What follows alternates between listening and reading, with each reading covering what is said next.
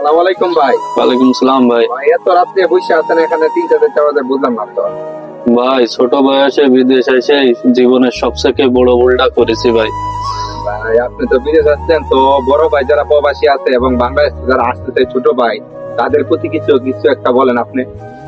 ভাই যারা প্রবাসে আসতে চায় তাদের উদ্দেশ্যে একটা কথাই বলবো, যে এখানে সবার স্বপ্ন পূরণ হইব, নিজের স্বপ্নটা পূরণ হইব না।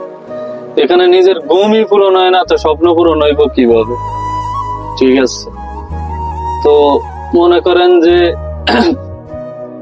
এই প্রবাসে আপনার স্বপ্ন কোনোদিনও পূরণ হতো না, কারণ আর এই সমস্যা লাগিয়ে থাকবো, আর সেগুলো সব আপনার পরে দায় দাবি। আপনি প্রবাসী, আপনার উপরে সবার মনে যত আবদার সব আপনার উপর। কিন্তু কেউ একটাবার বুঝতে চায় না ভাই, যে আপনি কোন অবস্থায় আছেন। ঠিক আছে, আপনার কারোর পরে কোনো দাবি আছে কিনা আছে। ঠিক আছে, আঙ্গুর ফল চেনেন না? আঙ্গুর ফল ভাই, আঙ্গুর ফল যখন মনে করেন যে জাকার একসাথে মনে করেন খাতে ইসের ভিতরে থাকে না, ছড়াই থাকে যখন, তখন কিন্তু আঙ্গুর ফলের দাম থাকে। ঠিক আছে, যখন আঙ্গুর ফলটা মনে করেন জাকাতে পড়ে যায় বা ওই ইসেতে পড়ে যায়, তখন কিন্তু তার আর দাম থাকে না। তো সবার উদ্দেশ্যে একটা কথাই বলবো, যারা নতুন প্রবাসে আসতে যায় তাদের উদ্দেশ্যে একটা কথাই বলবো, মনে করো যে ফ্যামিলির সাথে থাকলে ওরকম সবার কাছে দাম পাবা। যখনই তুমি প্রবাসে আসবা, তুমি সবার কাছে মনে করো একটা মনে করো ম্যাশিং বোঝো, ম্যাশিং এর মতো অবস্থা হয়ে যাবে তোমার।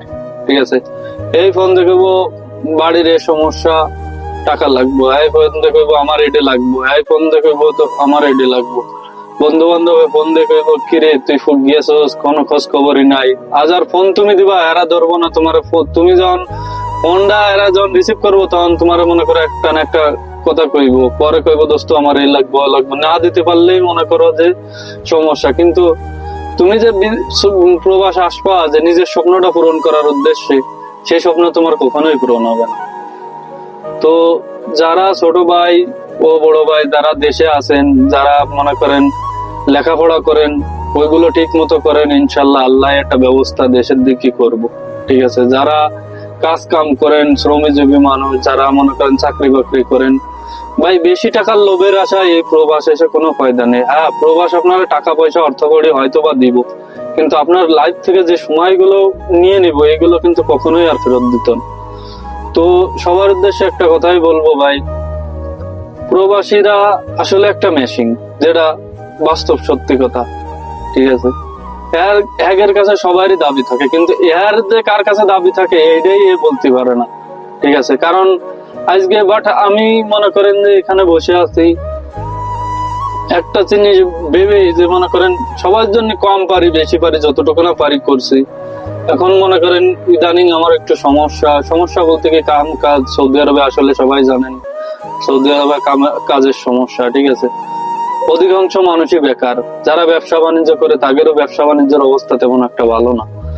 আর যারা তো কাজ কাম করে, একের কথা তো বলবোই না, কাজ একদিন থাকলে 4 দিন থাকে না।